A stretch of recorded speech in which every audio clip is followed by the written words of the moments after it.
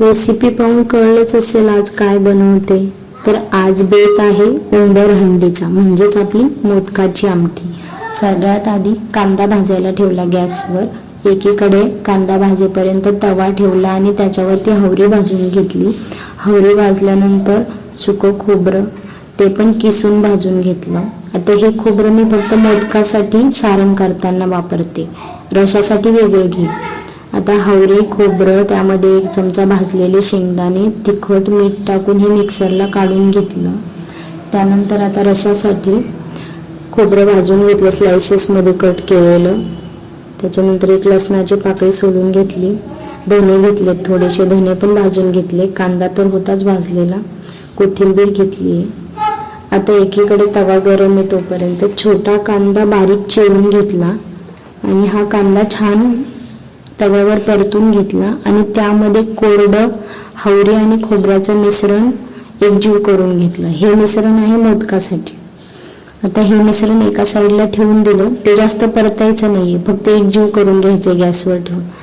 नंतर आता रशासाठी मसाला करायला घेतला.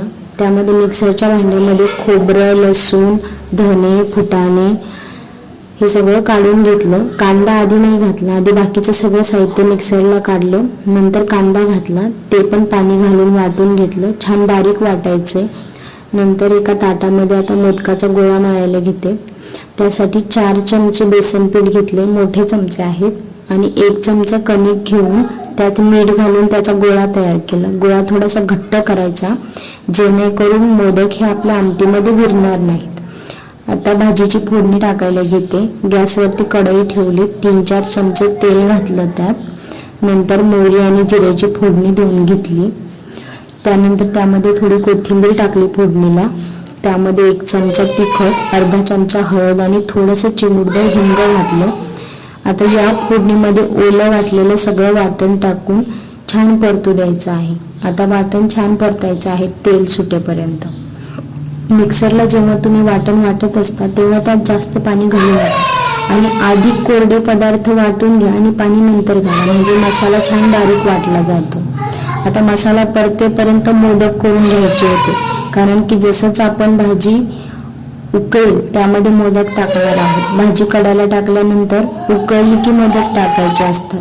तोपर्यंत मग मला गडबड होती, तर बहिणीने मोदक करायला घेतले होते. आता मी मसाला परतत होते तोपर्यंत त्यांनी मोदक बनवले.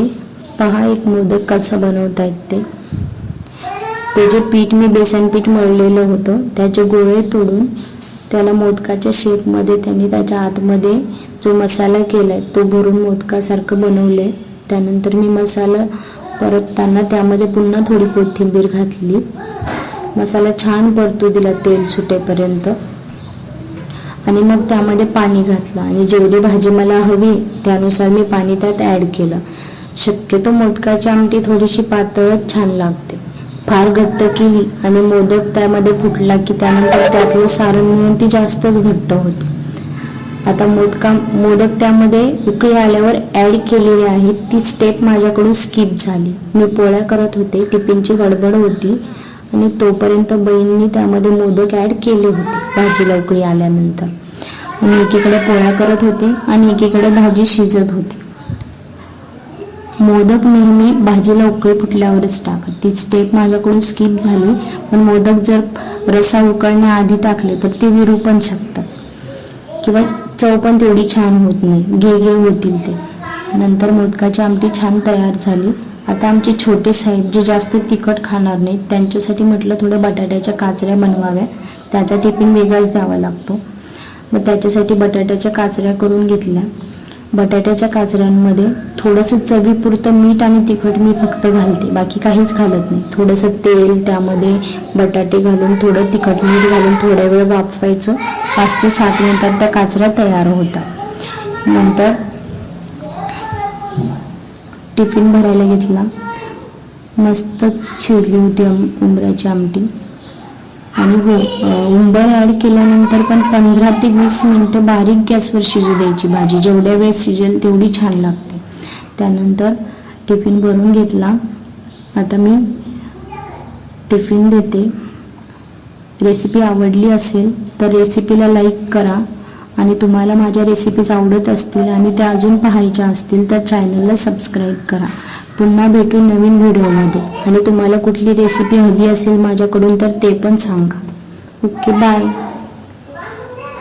भेटूया पुन्हा पुढच्या रेसिपीमध्ये.